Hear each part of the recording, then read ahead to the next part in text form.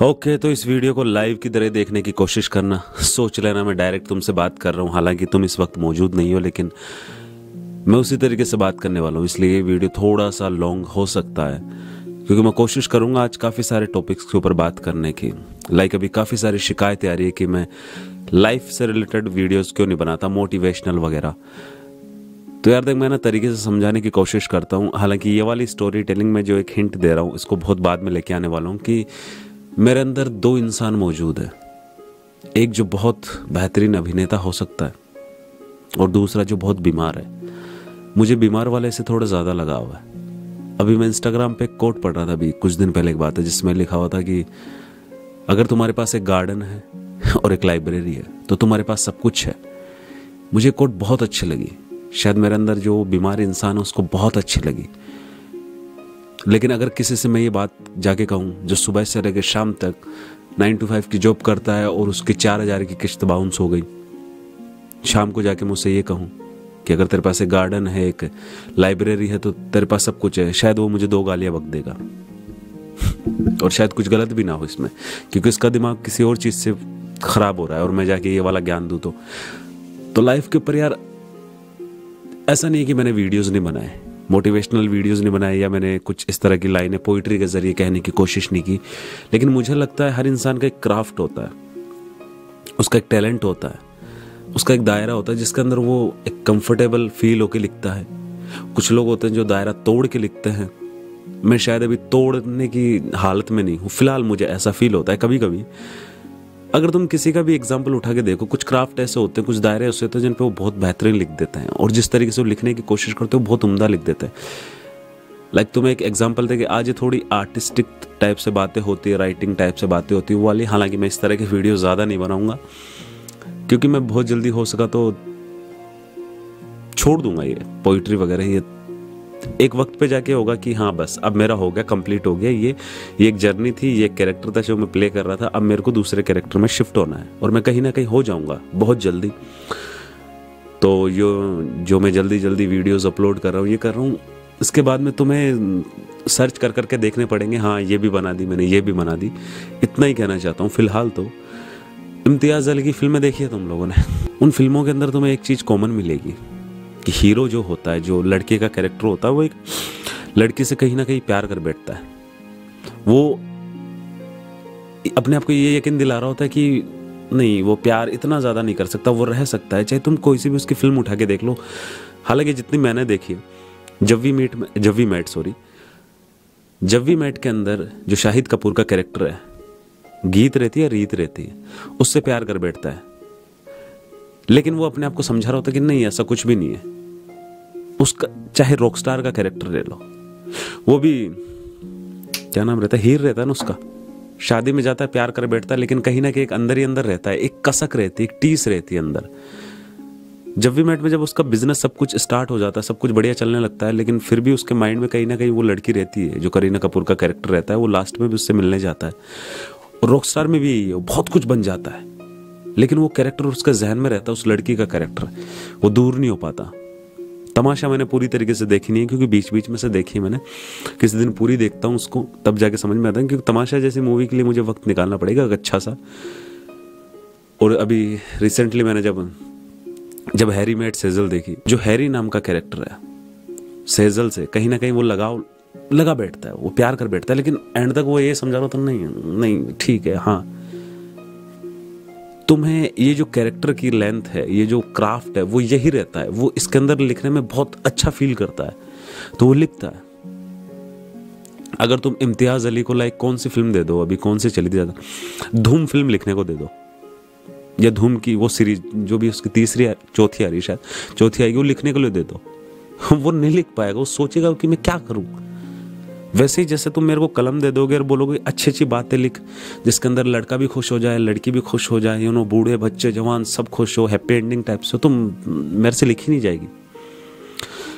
Exam में जैसे मैं पूरे साल स्कूल नहीं गया, अचानक एग्जाम लग गया, मेरे को बिठा दिया गया कलम दे के और सामने कॉपी रख दी, तो मैं या तो उधर देखूंगा, पीछे मेरे से नहीं लिखी जाएगी। तो वैसे ही सेम ऐसा होता है।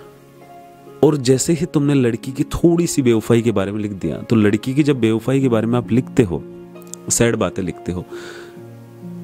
तो लड़की की बेवफाई के बारे में जैसे लिखोगे एस्टेब्लिश बहुत अच्छी तरीके से होती है। लाइक मैंने मर्दों को दरिंदा बताया बहुत सारी पोइट्रीज है जिनके अंदर है। लड़की को मैं थोड़ी सी बेवफाई के बारे में लिखता हूं तो वो एस्टेब्लिश ज्यादा हो जाती है और आपके ऊपर मोहर लग जाती है और कहीं ना कहीं डीप के अंदर डाउन के अंदर चला जाता है। और मेरे राइटर्स की जो वो हैं एक सेलेक्टेड राइटर्स जिन लोगों को मैं पढ़ता हूँ, फिलहाल पढ़ता हूँ, आगे मैं और भी पढ़ने वाला हूँ, उनकी भी उम्दा ही है। वो जितने भी राइटर्स हैं वो मरने के बाद ही ज्यादा फेमस हुए। अभी लाइक अगर ये मंटो साहब ने लिखी है शायद कहीं ना कहीं, क्योंकि एक तस्वीर के ऊपर लिखी हुई थी लाइनें और नीचे मंटो साहब का नाम था। आई होप उन्हीं ने लिखी। और जहां तक मुझे लग रहा है ऐसी लाइनें वही लिख सकते हैं कि लड़की अगर सिगरेट पिएगी तो उसके भी फेफड़े खराब होंगे, किरदार नहीं। तो ये लाइन मुझे बहुत अच्छी लगी। हालांकि मैंने ये कोशिश कर रखा हूं कि मैं बहुत कम, कि मैं ज़्यादातर अपनी लिखी हुई लाइनें सुनाऊंगा लोगों को या इंस्टाग्राम पे अपलोड करूंगा, क्योंकि मुझे वो नहीं है कि मैं गूगल से क्या बोलते हैं अपन सर्च कर करके अच्छी अच्छी लाइनें बोल दूं। नहीं, वो मेरे अंदर आता नहीं है। जो लोग करते करने दो, मेरे अंदर आता नहीं। मैं इंस्पायर होकर लिखना पसंद करता हूँ कि हाँ ये लाइन मुझे अच्छी लगी यार, मुझे ऐसा लगता है कि मैं इंस्पायर होकर ये लाइन कहीं ना कहीं जो मेरी एक स्टोरी जा रही है उसमें ये एक बहुत अहम किरदार निभा रही है। कि मैं दुनिया में बहुत कम लोगों की इज्जत करता हूँ, लेकिन इसका यह मतलब नहीं है कि मैं बाकियों की इज्जत नहीं करता। ये दुनिया बहुत खूबसूरत है, तुम सबको देखनी चाहिए, लेकिन मैं किसी भी इंसान को अपने कंधे पे बिठा के ये दुनिया दिखाने की जिम्मेदारी नहीं उठा सकता कि जो एक इंसान खुद अधूरा है वो पूरा क्या काम कर सकता है। इसलिए शायद मेरी ज्यादातर कहानियां अधूरी रहती है, ज्यादातर पोइट्री अधूरी रह जाती है, ज्यादातर वीडियो में बीच में खत्म कर देता हूं ये। और मैं जानबूझकर नहीं करता हूं, ये अंदर से हो जाती है। पता नहीं क्यों हो जाती है, लेकिन बस हो जाती है। मुझे नहीं पता मैं घमंडी हूं या नहीं हूं, पता नहीं कुछ भी, लेकिन जो चीजें मैं जानना ही नहीं चाहता उनको मैं क्यों जानना चाहूंगा। ये जो चीजें मेरे काम की नहीं है मुझे पता है, और जो चीजें मुझे सामने बिल्कुल साफ दिख रही है मुझे नहीं लगता मुझे और कोई बता सकता है, क्योंकि वो मुझे साफ दिख रही है। आई नो कि हर चीज कहते हैं ना कई बार आंखों का धोखा भी हो जाता है, लेकिन वो धोखा होगा तो कहीं ना कहीं मेरी तो गलती होगी। अगर मैं तेरे नजरिए से दुनिया को देखूंगा तो वो तो तेरे नजरिए से है ना, कोई भी बात है। लाइक मैं तुम्हें एक एग्जांपल देकर समझाता हूँ कि मैंने एक बहुत पहले लाइन पढ़ी थी, ऑब्वियसली मंटो साहब की थी वो, कि किसी लड़के को लड़की से इश्क हो जाए तो मैं उसे जुकाम के बराबर भी अहमियत नहीं देता, लेकिन वो लड़का मेरी तवज्जो को जरूर खींचेगा जो ये जाहिर करे कि उस पर सैकड़ों लड़कियां जान देती है, लेकिन दर हकीकत वो मोहब्बत का उतना ही भूखा है जितना बंगाल का फाकाजदा बाशिंदा। उस बज़ाहिर कामयाब आशिक की रंगीन बातों में जो ट्रेजेडी से इसकी भर्ती होगी ना, उसको मैं अपने दिल के कानों से सुनूंगा और लोगों को सुनाऊंगा। चक्की पीसने वाली औरत मेरे अफसानों की हीरोइन नहीं हो सकती, जो दिन भर काम करती है और रात को इत्मीनान से सो जाती है। मेरे अफसानों की हीरोइन चकले की एक टकियाई, एक रंडी हो सकती है, जो रात भर काम करती है और दिन में सोते हुए डरावना ख्वाब देख के उठ बैठती है कि बुढ़ापा उसके दरवाजे पे दस्तक देने आया। तो मैंने स्टार्टिंग में जब वीडियोस अपलोड करना, बहुत पहले, जब आई थिंक शायद the no more poetry channel के सबसे आप नीचे जाओगे तब शायद आपको मिल जाए, शायद बोल रहा हूँ क्योंकि मुझे नहीं पता प्राइवेट के। उसके अंदर क्या है कि एक तवाइफ जो दिन के अंदर सो रही है, एक इंस्पायर होकर लिखी थी, एक बुढ़ापा है जो पिछले मोहल्ले में उसका पता पूछ रहा है। तो एक तवाइफ के लिए सबसे ज्यादा खतरनाक बात क्या हो सकती है कि बुढ़ापा आ गया। वही कि मेरे एक फ्रेंड है जो लॉन्ग डिस्टेंस रिलेशनशिप में है वो, और आई थिंक कहाँ पे बताया था यार, वो अपनी गर्लफ्रेंड से कहाँ मिलने जाता है, एक अच्छा ऐसा ही शहर है, मतलब आई थिंक 2 दिन लगते हैं उसको जाने में। तो सोशल मीडिया के थ्रू बातचीत हुई होगी, तो देन वो बता रहा था कि वहाँ मिलने जाता है। तो कहीं ना कहीं वो मुझे अपनी स्टोरी बताने की कोशिश कर रहा था कि मैं उसके ऊपर कुछ लिख दूं, बट मैंने स्टॉप कर दिया।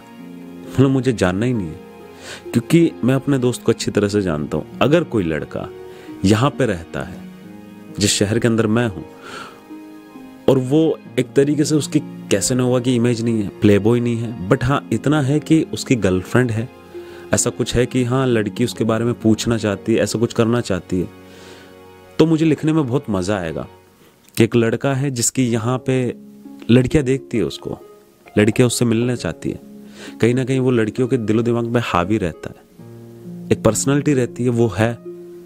तो तो मेरे दिमाग में एक खलबली मचाएगी कि यार जब लड़कियां इसको यहाँ भाव दे रही है, सब कुछ यहाँ है, लड़कियां बात करना चाहती है, तो ये 2 दिन लगा कि एक ऐसे लड़के से क्यों मिलने जाता है जिससे सोशल मीडिया के थ्रू मिला है?